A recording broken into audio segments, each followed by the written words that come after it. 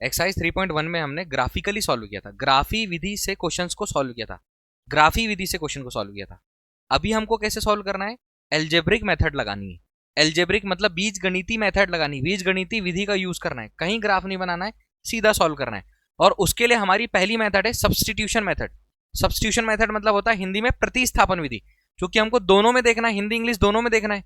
आराम से बता रहा हूं, ध्यान देना। एग्जाम में एक क्वेश्चन आता है, अगर लिखा आया कि आपको मेथड से करना है, मेथड का नाम लिखा आया तो आपको इसी मेथड से करना है, दूसरी मेथड का नाम लिखा है तो आपको उसी मेथड से करना है, दोनों मेथड का नाम नहीं लिखा आया आप किसी भी मेथड से कर सकते हो, कैसे भी सॉल्व कर सकते हो। क्लियर?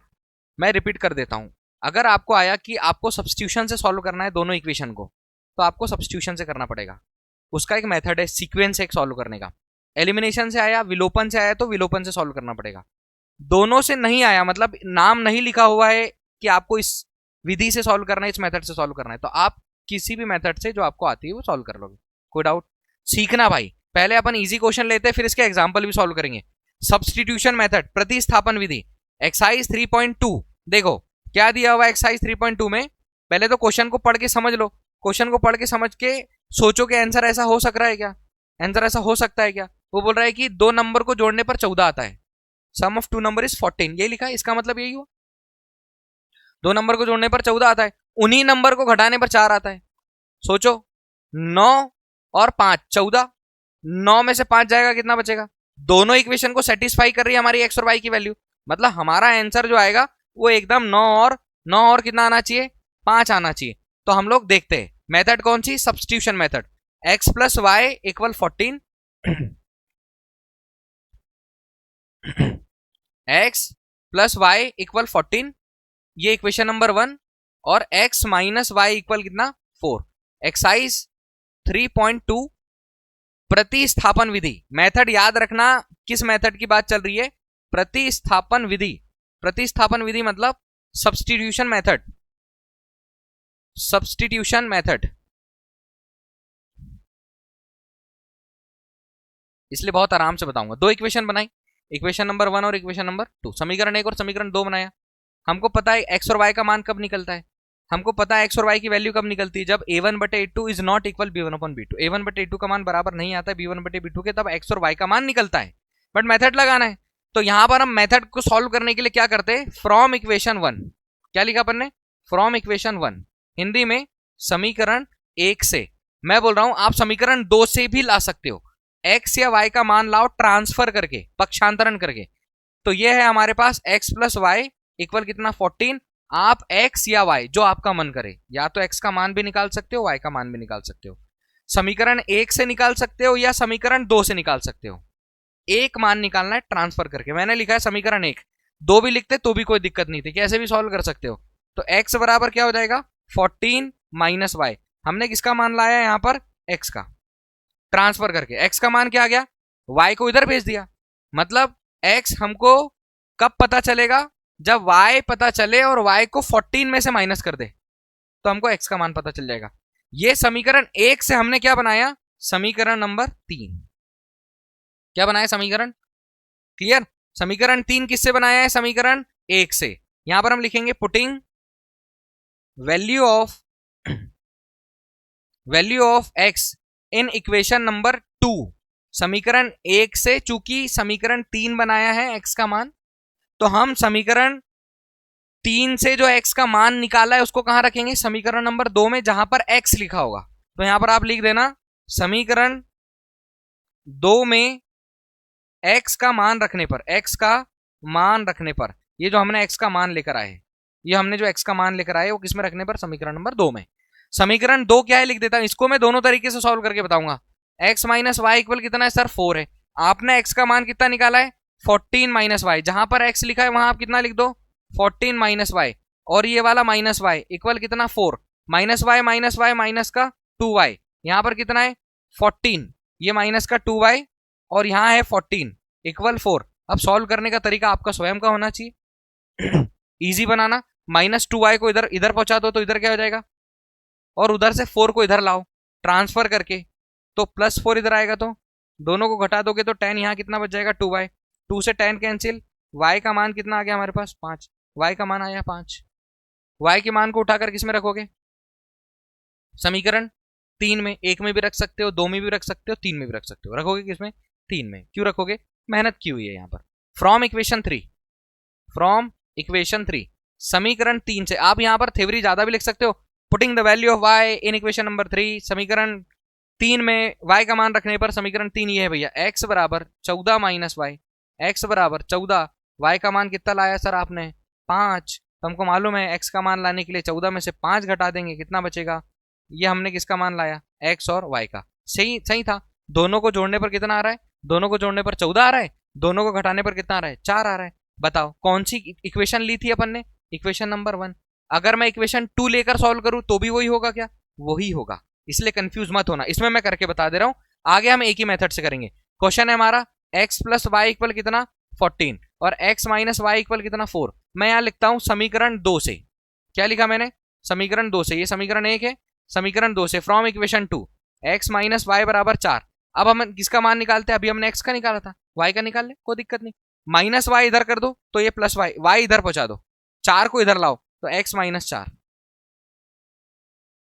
सही है। इक्वेशन नंबर क्या बनी, किससे बनी भैया, तो आप ये इसका मान किस में रखोगे, putting value of y in equation 1। 1 में क्यों रखोगे, क्योंकि जो 3 बनी है वो 2 से बनी है, तो 1 में रखोगे। 1 ये है x प्लस वाई इक्वल कितना 14, और आपने y का मान लेकर आए, किसका मान लेकर आए, तो y की जगह पर आप ये x लिखा हुआ है और y की जगह पर आप कितना लिख दोगे, x माइनस 4 बराबर कितना आ गया 14। x और x कितना हो गया 2x, माइनस 4 इधर चले जाएगा तो 14 प्लस क्या हो जाएगा 4, 2x बराबर 14, 4 कितना 18, 2 से 18 कैंसिल, x का मान कितना आ गया, x का मान, x के मान को उठाकर किसमें रख दो आप, समीकरण नंबर 3 में। आप 1 में भी रख सकते हो, 2 में भी रख सकते हो, 3 में भी रख सकते हो। रखोगे किसमें, 3 में। From equation 3 substitution method, x minus 4 बराबर कितना y, x का मान हम लाए थे 9 माइनस 4 इक्वल y इक्वल कितना आ गया सर 5। वही आया क्या, 5 और 9। कैसे भी कर सकते हो आप, आपको एक बार समझ में आना चाहिए कि मेथड में चल क्या रहा है, मेथड क्या है। बट याद रखना सब्स्टिट्यूशन मेथड की सीक्वेंस यही है, ऐसे ही करना है आपको। बहुत अच्छे से लिखना, बहुत अच्छे से सॉल्व करना। अगला क्वेश्चन, अगला क्वेश्चन बोलो, बुक दे दो एक बुक।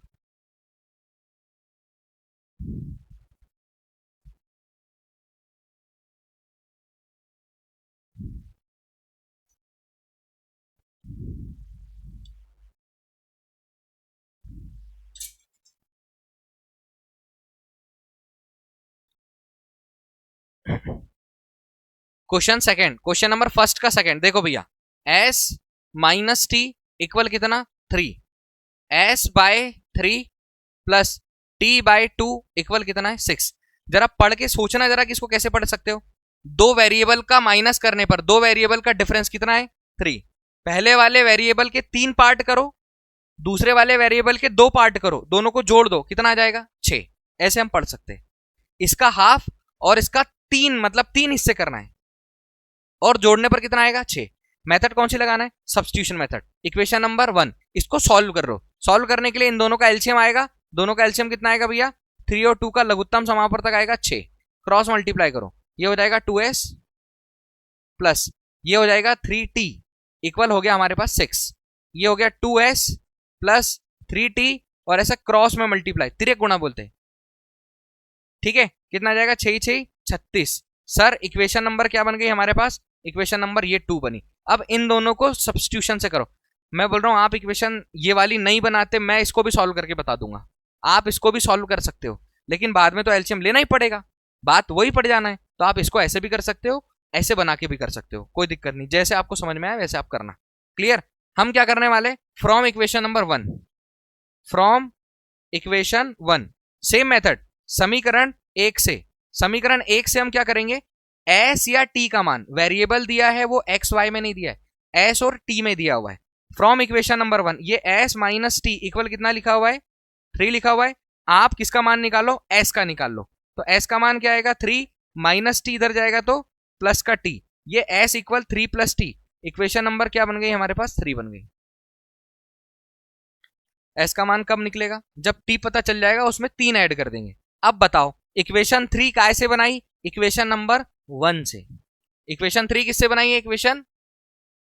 तो इसके मान को उठाकर किस में रखेंगे? इक्वेशन 2 में। अगर ये 3 2 से बनाते तो इसमें रखते। मेथड है फ्रॉम या putting value of putting value of S in equation number 2।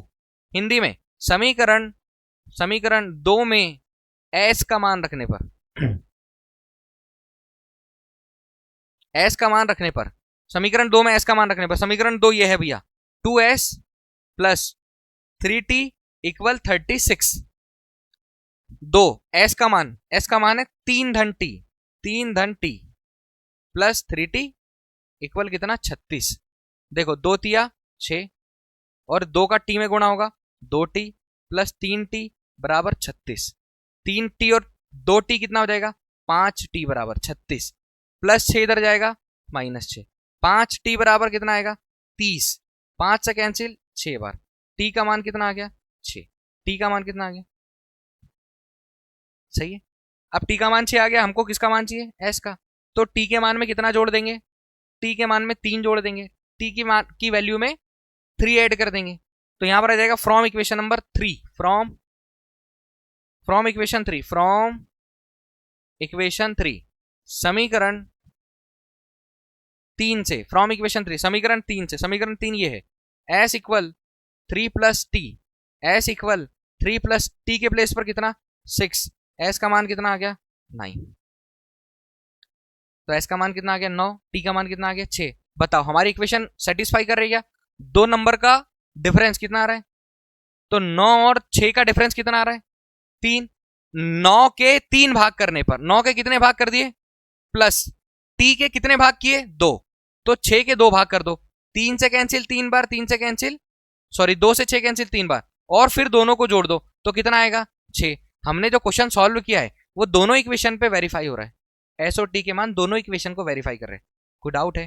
Question को ऐसे सॉल्व करना है, ये हमारी सब्स्टिट्यूशन मेथड है। अगला क्वेश्चन बहुत ध्यान से देखना, ये आपको पता होना चाहिए अगर क्वेश्चन एग्जाम में आता है तो। क्वेश्चन एग्जाम में आया है 3x माइनस वाई इक्वल कितना है? 3 और 9x माइनस 3y इक्वल कितना है? 9। Equation number 1। इक्वेशन नंबर 2 मैंने बोला है जब x और y का मान कब निकलेगा? जब a1 बटे a2 का मान बराबर नहीं आएगा किसके?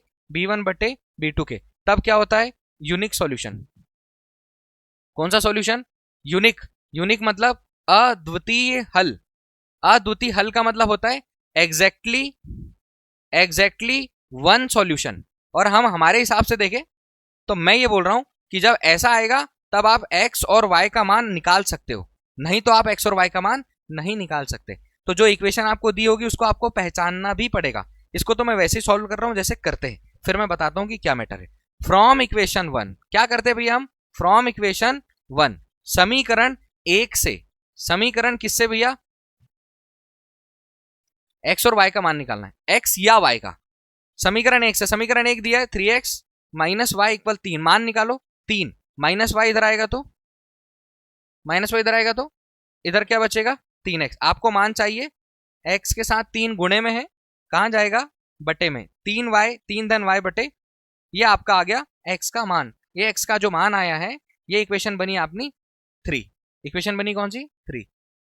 लिखोगे यहां पर पुटिंग वैल्यू ऑफ x किसमें? इन इक्वेशन 2 समीकरण 2 में x का मान रखने पर, समीकरण 2 में x का मान रखने पर putting the value of x in equation number 2। Why equation number 2? क्योंकि हमने इक्वेशन नंबर 1 से क्या बनाया है? Equation number 3। 2 से बनाते तो किस में रखते? 1 में। कंफ्यूज नहीं होना यहां पर। इक्वेशन नंबर 2 क्या है? 9x minus 3y equal 9।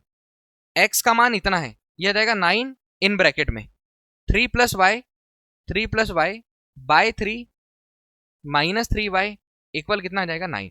9 से अंदर मल्टी या 3 से 9 को कैंसिल कर दिया कितने टाइम? 3 का अंदर मल्टीप्लाई किया 9 प्लस 3 से इसमें भी मल्टीप्लाई करेंगे, गुणा करेंगे 3y माइनस 3y बराबर कितना बचा?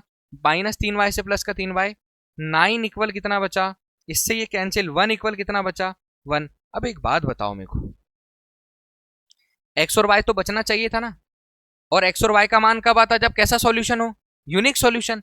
क्या यहां पर एक्स और वाई का मान बच रहा है? बिल्कुल ये यूनिक सॉल्यूशन नहीं है, एक अद्वितीय हल नहीं है। इसमें a1 बटे a2 का मान बराबर नहीं है किसके, b1 बटे b2 का मान, ऐसा नहीं आ रहा है। मतलब इसको छोड़कर और कुछ आ रहा है। अब हम इसको चेक करेंगे भैया, ये आपको समझ में आना चाहिए। 3.2 का क्वेश्चन नंबर फर्स्ट का क्वेश्चन नंबर थर्ड, जिसमें यूनिक सॉल्यूशन का कोई केस नहीं है, यूनिक सॉल्यूशन का कोई केस नहीं है। अब जब यूनिक सॉल्यूशन का केस नहीं है तो कैसा केस है भैया, बाकी दूसरा केस है। बाकी दूसरा मतलब वो जो दो बचते हैं, अब वो दो कौन कौन से हैं, देखो ध्यान से, वापस से इस क्वेश्चन को थोड़ा ध्यान देना। इस क्वेश्चन को सॉल्व करो तो इतना कर देना, इतना कर देना, या आप ऐसा करना चाहो तो ऐसे भी कर सकते हो।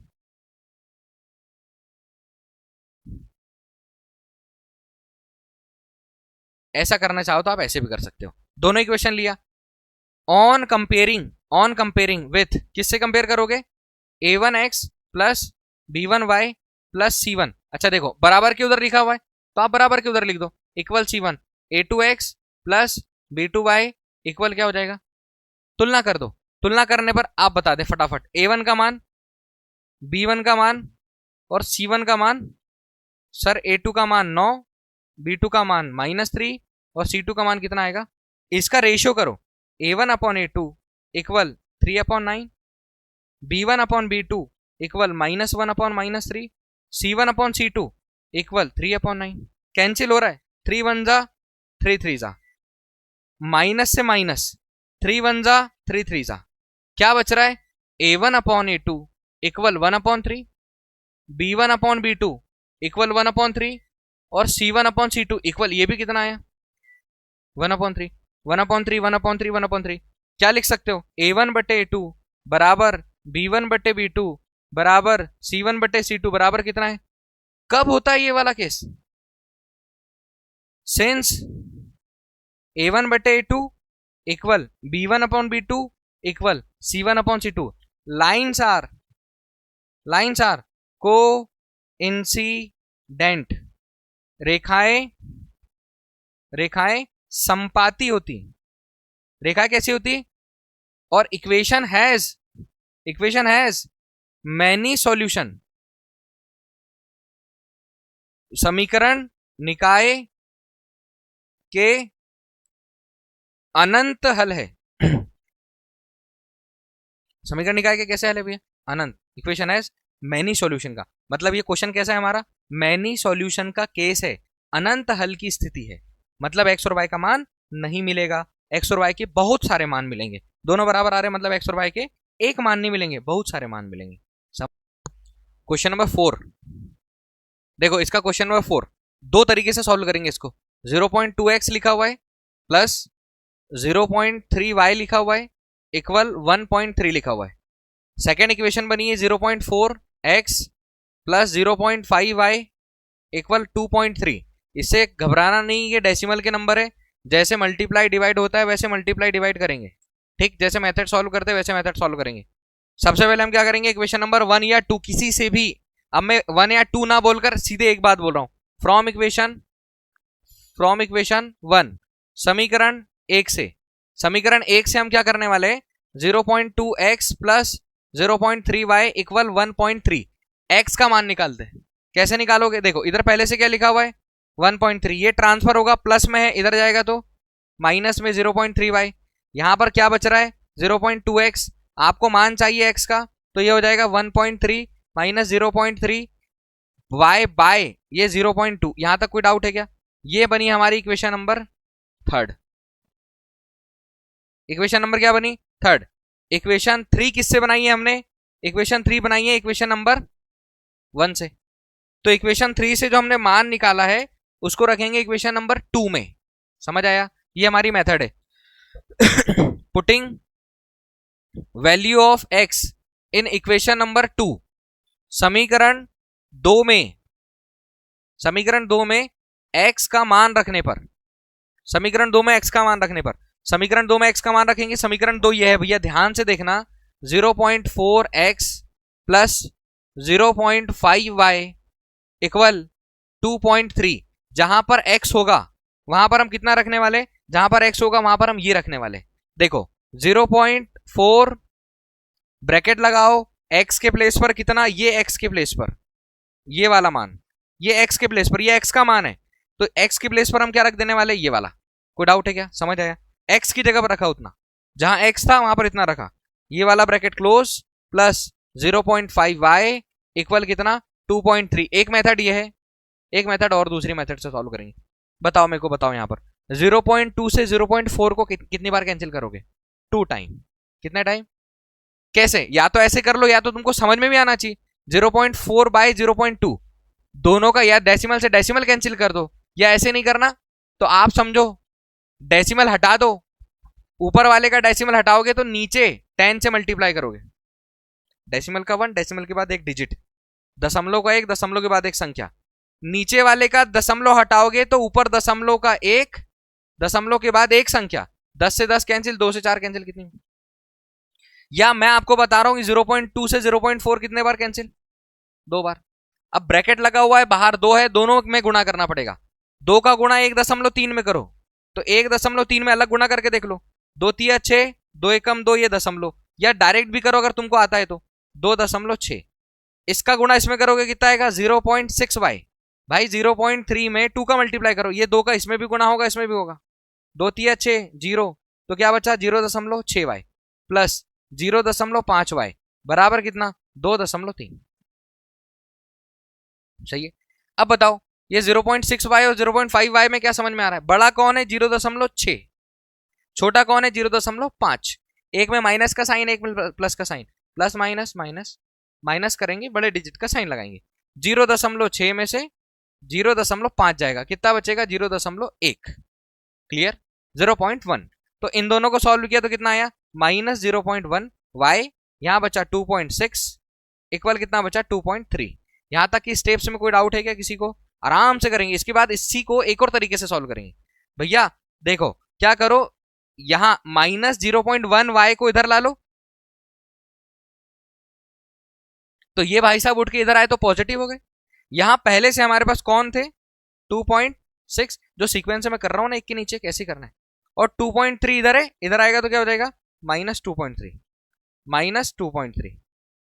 प्लस 2.3 इधर आएगा तो -2.3, और ये वाला 2.6। बताओ 2.6 में से 2.3 घटा दो, 6 में से 3 जाएगा 3, 2 में से 2 गया कुछ नहीं, 0.3, कितना बचा भैया 0.3, तो ये आ गया 0.3, 2.6 में से 2.3 जाएगा तो कितना बचेगा 0.3 बराबर 0.1 y, मान चाहिए आपको y का 0.3 बटे 0.1, सही है। गुणे से कहां गया, तो दशमलव से दशमलव कैंसिल कर दो, y का मान कितना आ गया, y का मान कितना आया, y के मान को उठाकर रखो इसमें, फ्रॉम इक्वेशन 3, समीकरण 3 से, समीकरण 3 में हमने किसका मान रखा, y का, समीकरण 3 में y का मान रखा, y x बराबर कितना आ जाएगा हमारे पास 1.3 माइनस 0.3, और y की जगह पर 3 बटे कितना है 2, वो भी 0.2, सही है। बताओ x इक्वल 1.3 माइनस 3 तिया 9, 0.9 बाय कितना 0.2। थोड़ी सी जगह बनाते, इसको समझो आप क्या किया गया है, ठीक है।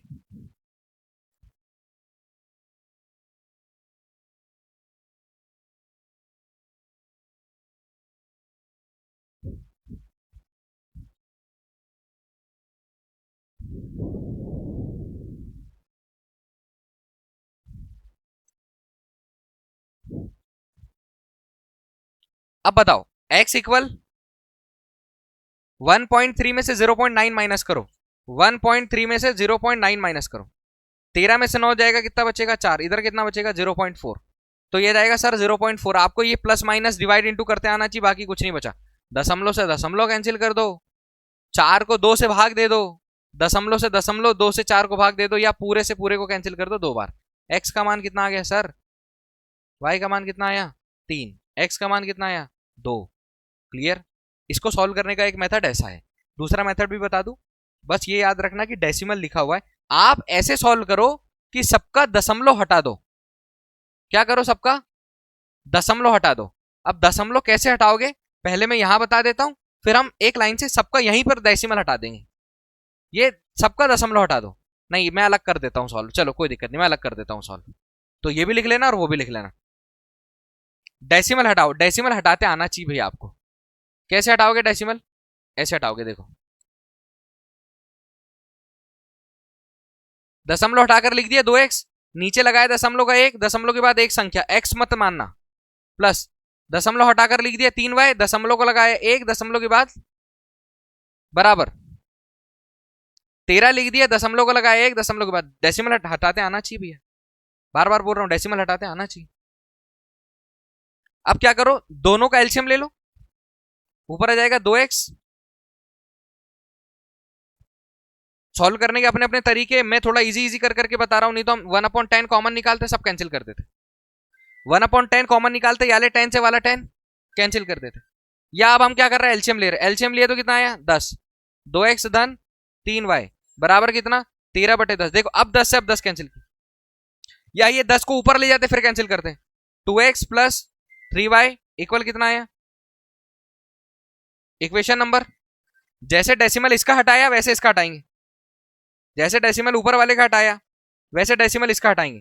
कैसे हटाएंगे, देखो 4x डेसिमल हटाकर लिख दिया कितना 10, प्लस इसका डेसिमल हटाकर लिख दिया कितना 5y, डेसिमल दशमलव का एक, दशमलव के बाद एक अंक तो एक जीरो लगा दिया, बराबर 23 बटे दशमलव का एक, दशमलव के बाद एक अंक, दोनों का एलसीएम ले लिया तो एलसीएम कितना आ गया भैया 10, इनका एलसीएम कितना आया 10, 4x प्लस 5y इक्वल कितना आ गया 23 बटे 10, 10 से 10 4x धन 5y बराबर कितना आ गया 23। ये हमने दशमलव हटाकर दो इक्वेशन बना दी।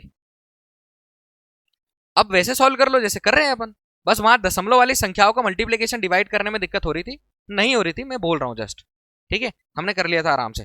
क्या होगा भैया, फ्रॉम इक्वेशन 1 जैसे सॉल्व करते हो वैसे, फ्रॉम इक्वेशन 1 समीकरण 1 से, समीकरण 1 ये दिया हुआ है 2x प्लस 3y इक्वल कितना 13, तो ये हो जाएगा 2x equal 13 minus 3y, x equal कितना 13 माइनस 3y बाई 2।